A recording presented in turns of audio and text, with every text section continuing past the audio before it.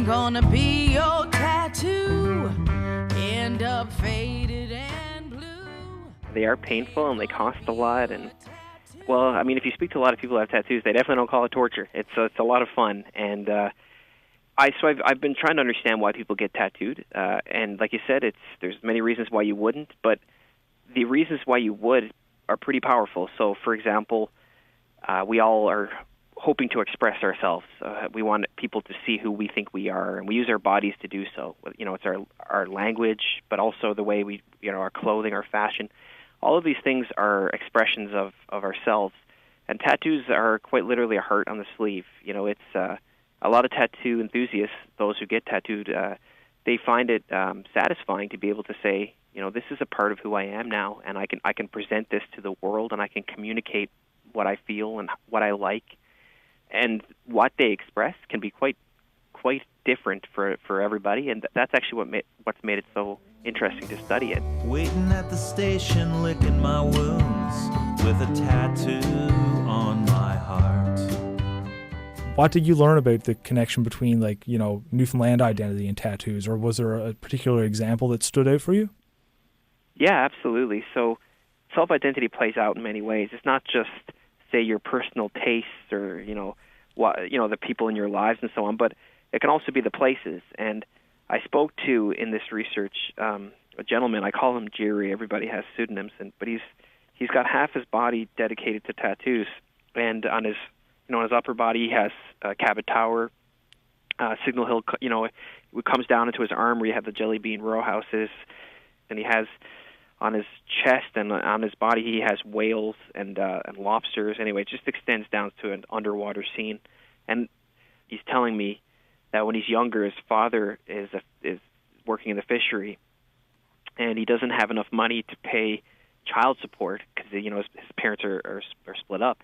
And he says so his father would bring lobsters as a form of child support. And wow.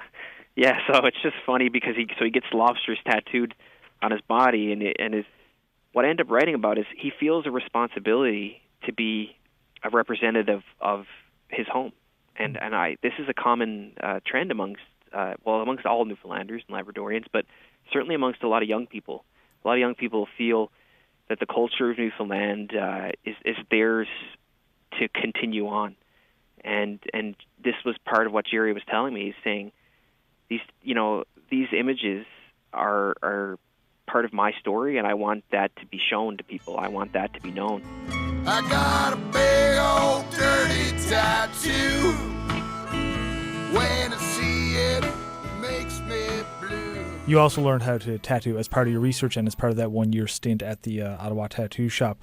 Why did you think that was important as an overall part of your research? There's something about being an academic, like a sociologist or an anthropologist. In those realms, what you do is you go into these worlds and you try to study everything about what goes on there. It's called ethnography, and you really have to show that you're fully committed to what you're studying if you're going to do this type of research. And so for me, I always wanted to show how committed I was, and a lot of that meant getting a lot of tattoos. Mm-hmm. I have a lot of tattoos now, but a part of it was I really wanted to show that I respected the practice enough to be able to understand how to do it myself. And the tattoo artists, after a year, after all kinds of training, they said, go ahead, and I tattooed my leg. It's not a great tattoo. It hurt a lot, actually.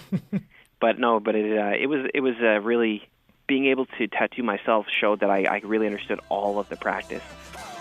Just for you, I got your name written here and a rose tattoo. How has tattoo culture changed in that time, in the last 10 or 15 years? Well, tattoo culture is, we've seen it for the past 20 years, really. There's been a complete uptick and a complete shift.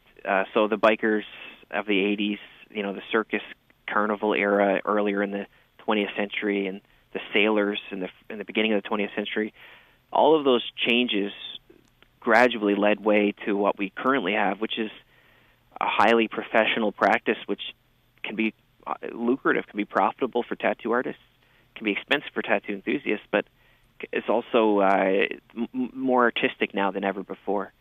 So you have these tattoos on bodies that are looking like pieces of fine art because they're done by artists who understand fine art. You have shading that's very, very detailed. You have realism, watercolor.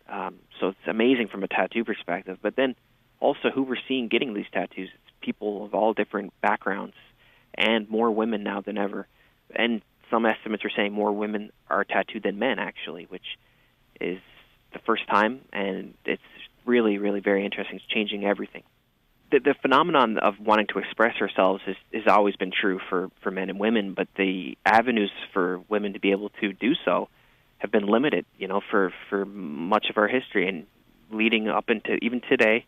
There's many limits on what you can do to express yourself when you're thinking about gender, and this is the importance of a gender studies and of feminist scholarship, and all that to say, women have not been able to, and minorities and those who non-binary and so on, they have not been able to express themselves in the ways in which men have been able to. So the sailors in the early 20th century, those are men, and they're getting anchors and they're getting mom tattooed and so on. Actually, I have an anchor and a mom tattooed.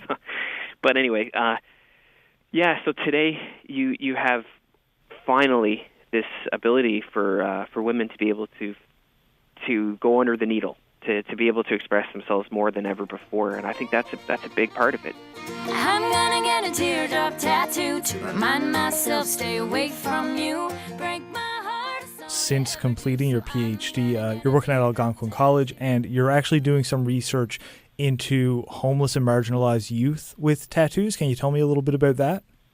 Yeah, certainly. So in my department, there's another researcher, and he's a great researcher, and he approached me and he said, well, I wonder how tattoos play into this, because in his experience he spoke to a lot of folks who were getting tattoos because they were permanent, which I am always very interested in that topic. And he said, these are people who are facing great impermanence in their lives, not having even a place to live, and or a reliability of having a place over their head at night. And he said, I'd like to look into tattoos in regard to that. And so he came to the right man. So so we've teamed up, and it's some research on homeless youth, like you said, and really just trying to understand how tattoos matter for them and how they might play into a story of resilience and owning your body and so on. So there's a lot of different ways to look at tattoos, and that's something that means that even I'll be going on a decade of studying it, and I don't know, who knows, maybe I'll do a decade more. You never know.